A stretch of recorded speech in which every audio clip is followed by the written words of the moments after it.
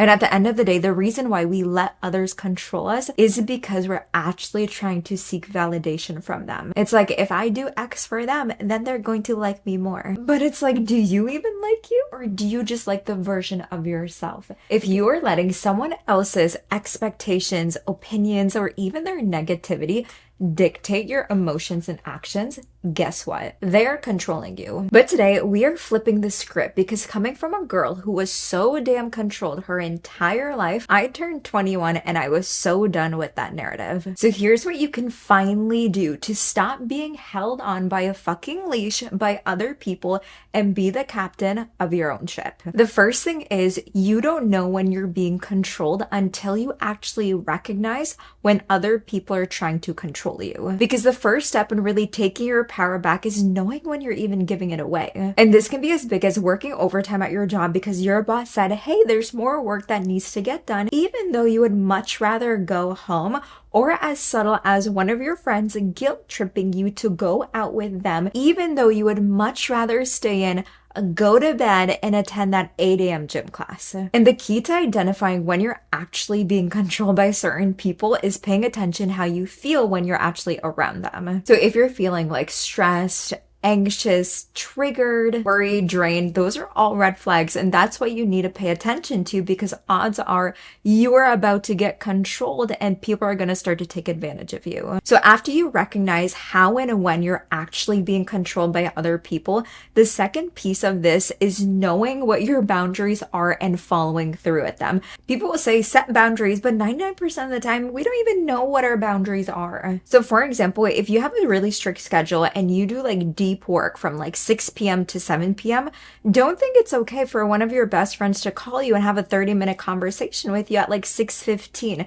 You have to tell them, hey, during this time I am unavailable, but at any other time you can call me. And what you want to make sure to do is telling people in advance what your boundaries are so they actually follow through. If you don't tell them, they're not gonna know whether you're okay with what they're actually about to do.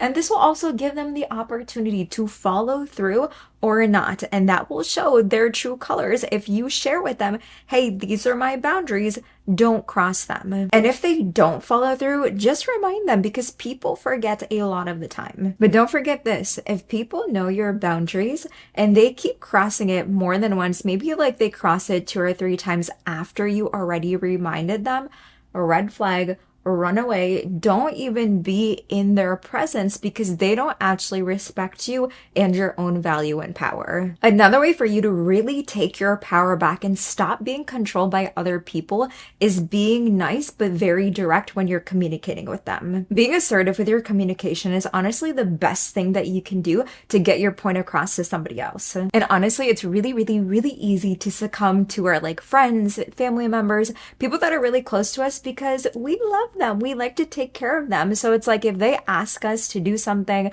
with them or for them, we're like, yeah, sure, let's do it. But we have to remember we can't show up in our best form for them when they're always taking so much from us, because we don't even have time to pour back into our own cup. So this means being assertive by expressing your thoughts, your emotions, your feelings and needs very directly, but also respectfully. Like I always say, you can stand your ground for your boundaries, what you really want, without being aggressive, but of course direct. Number 4, care for yourself first and then others. And we all know the announcement airlines make before the flight takes off: secure your own masks before you help other people. And this is the reason why. If you give your everything else to somebody else, you are literally left with nothing. Now, of course, if you have like kids, family, people that you actually take care of, maybe it's not the best idea to go to a spa all day and ignore everybody else. But if you're like me, I mean, I don't have family or kids, but if you love spending time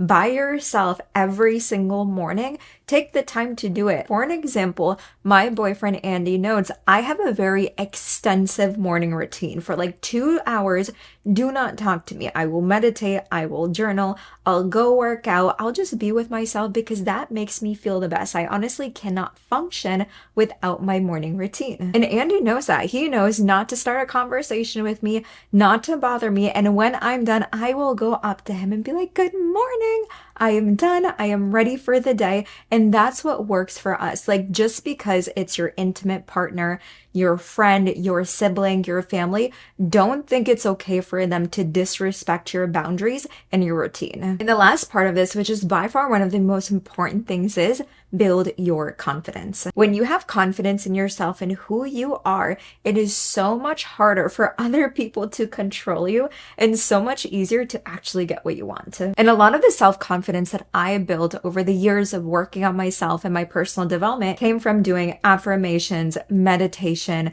mirror work, journaling, and really taking a look at myself and telling me, hey, you are the one that is in charge and in control of your life. But one of the most important things that I did to actually build long-term and effective confidence is following through with my own word. So for an example, let's say you want to start reading and you tell yourself, I am going to read every single day for the next month. If you don't, that breaks your self-confidence because you can't even trust yourself to follow through with your own word. So when someone else comes by to try and steal your attention, time, energy, it's so easy for you to waver because you can't even do it for yourself. And at the end of the day, the reason why we let others control us is because we're actually trying to seek validation from them. It's like, if I do X for them, then they're going to like me more. But it's like, do you even like you? Or do you just like the version of yourself? Because if you actually loved yourself, you would follow through with the boundaries that you set, the routine that you set, the things that you want to do, and not let others take you over. The more confidence you actually have in yourself, and I'm talking about real confidence, not fake confidence that you just have for a few days, confidence that you built over the course of your entire life will allow you to finally take your power back and stop letting everybody else control you. And you guys know I love you guys so, so much. And that is why I always create videos like this, because we are here to build our unforgettable life, be the best version of ourselves. And we are on the journey of reaching 100,000 subscribers. So if you're not subscribed, hit the subscribe button, share this with somebody who needs to see it. And as always, let me know in the comments, what was your biggest takeaway from this video? Until next time, I love you guys so much again, and make sure that you stay unforgettable.